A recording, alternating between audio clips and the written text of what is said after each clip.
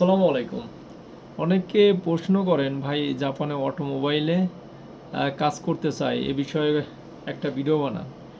তো আমি যদি এ বিষয়ে কথা বলতে যাই, আহ, আপনি যদি বেসিক্যালি জাপানে বাংলাদেশ থেকে যদি অটোমোবাইলে যদি জাপানে কাজের উদ্দেশ্যে আসতে চান, তাহলে আপনাকে আহ, কিছু কিছু ক্যাটাগরিতে আসা যায়।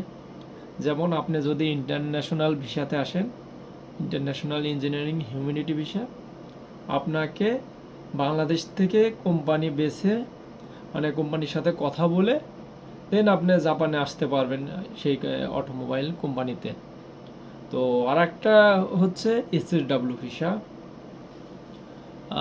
এসএসডাব্লিউ ভিসার ক্ষেত্রে আপনি যদি বাংলাদেশ থেকে ডিরেক্ট যদি জাপানে অটোমোবাইল কোনো কোম্পানিতে কাজের উদ্দেশ্যে আসেন, মানে কাজ করতে চান, তাহলে আপনাকে একটা স্কিল দিতে হবে অটোমোবাইলের, যেটা আমি ইতিমধ্যে সেটা পাশ করেছি।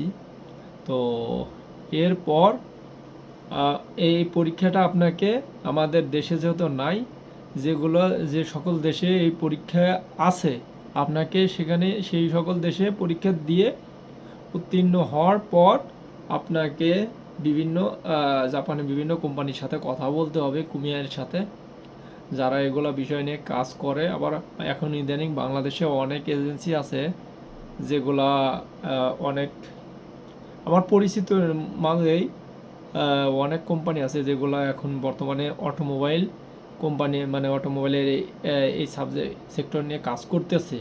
তো আপনি তাদের সাথে কথা বলতে পারেন, আমি আর এজেন্সির নাম বললাম না। তো এরপর আপনি আপনার পছন্দের কোম্পানিতে আপনি সিলেক্ট হওয়ার পর আপনার ভিসা প্রসেসিংয়ের কাজ শুরু করে দেবে সেই এজেন্সিগুলো। তো আজকের ভিডিও এই পর্যন্তই।